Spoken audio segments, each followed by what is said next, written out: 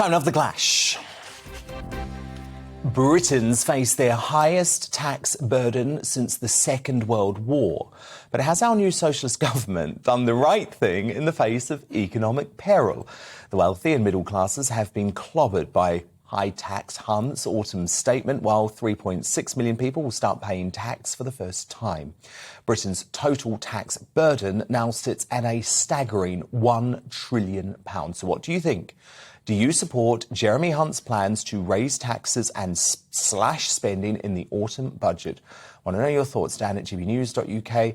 Tweet me at GBNews. Our poll running there too. But getting their calculators out for battle tonight is political commentator Suzanne Evans, the criminal barrister and former Tory MP Jerry Hayes, and the former UKIP leader Henry Bolton. So, Jerry Hayes, I've said I think this is a catastrophic budget. I think it shows that your party is now full of Tinos, Tories in name only. Why am I wrong? Oh, because you're wrong on just about everything, Dan. But this in particular, you are particularly wrong, because this is a Thatcherite budget. Oh, she believes. Some of us were there, matey. Some of us used to advise her, and some of us used to support it. To beat inflation in 1981, she raised taxes. She cut public expenditure. Now, we've done it in a way, unlike the appalling Liz Truss, who wrecked the economy from about... She did. Hardly. 30 Hardly. Oh, this is a lie, Jerry. This is a lie. You know what wrecked the economy? The £410 billion we spent locking down. Liz Truss's mini-budget did not destroy the economy. You have been intellectually dishonest, Jerry. Not. I'll tell you that we lost £30 billion, and that's independent research which said that. Look at the markets. Its mortgage went up. The cost of borrowing went up. However, what have we got now? We've actually got a sensible budget, a plan for growth, compassionate. We're going to help people on the health service. We're going to help people with their bills. But there's a sensible, decent plan. Thatcher believed in sound money. She didn't borrow money to cut taxes. Now, I didn't disagree with a word of the Truss budget, but he was wrong at the time. And it was wholly irresponsible. How can you have unfunded tax cuts? No, well, I didn't agree with that. I think she needed to connect the mini budget to spending cuts. But the problem is we've now gone totally the other way. Henry Bolton, how do you respond to Jerry? Oh, well, look, I mean, you know, the Conservative Party, and particularly people like Sunak, have presented themselves as fiscal conservatives, low taxation, low expenditure. And what have we got? We've got massive taxation here, absolutely massive, crippling. And Jerry, you can't say this is a budget for growth. We've got corporation tax going up. We've got the top rate of income tax threshold going down. So it brings far more people into it. So that provides a sort of glass ceiling, if you like, for entrepreneurs and small businessmen who aren't going to build their businesses up because they're going to incur additional taxation.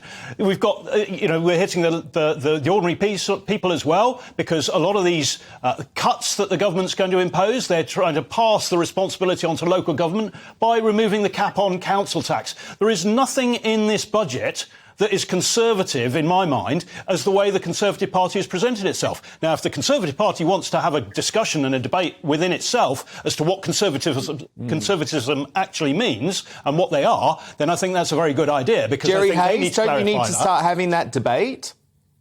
No, because at the moment you've got members leaving in their thousands to go and join Reform. No, they're the people who came over from UKIP and all these other... Oh, so you don't need Brexiteers now? No. Just get rid of the Brexiteers, forget the red wall. Look, we've gone back to reality, Dan. We've gone back to reality. The grown-ups are in charge now. Silly people... Jerry, a quick question. I mean, we've got Jeremy Hunt saying that the focus is on reducing inflation. How does increasing fuel costs by 12 pence a litre, as he's going to do in March, how does that reduce inflation? Well, very good point. It doesn't. We're just struggling to get Jerry back. So while we do that, let me bring in Suzanne Evans. Suzanne, were you a fan of this autumn statement today? I couldn't believe it, Dan. I had heard rumours that there were lots of leaks from the Treasury as just how bad it was going to be, on the basis that then when we heard it, it wouldn't be quite that bad at all. Actually, it was the opposite, wasn't it? I think it was far worse than I ever dreamt or anticipated it would be. And I think Henry and your panellists earlier made some very good points as just to why it's so bad. But I must take issue also with something that Jerry said. He talked about Liz Truss's unfunded tax cuts. Now, that to me is a fundamental flaw in what you were talking about, that the Conservative Party is not Tory anymore. You don't need to fund tax cuts. You need to fund spending, and then you tax accordingly. And what's really shocked me about this budget in particular is that there was talk about spending cuts. And that was one thing that I might have welcomed if big government was actually made a little bit smaller. But there are no spending cuts. No. Jeremy Hunt stood up in the Commons today, and he said, we're not going to cut spending. We're going to keep the budget as it is. And in fact, there's another, 6.6 billion for the NHS over the next couple of years, and the same for social care as well. Now, there are no spending cuts. The government's keeping on spending. I think that's a really good point. Jerry Hayes, I want you to respond to it. Suzanne's just made a really good point there. Hunt claims he's cutting the size of government. He's not really. There's so much low-hanging fruit. He's not going for any of it. He's not going to privatise Channel 4. He's not going to turn the BBC into a subscription audience. No, but it's a principle, Jerry. It's a principle about whether the Conservative Party, your government, believes in a small state. And you don't seem to believe in a small state anymore. Dan, give me some more low-hanging fruit. Go on. Complete root and branch reform of the NHS, rather than pouring £3.3 billion every extra year into a service that is fundamentally flawed and fundamentally not delivering. I'd start there. You're suggesting a managerial reorganisation in the middle of a crisis for the NHS with the longest... Absolutely, I am.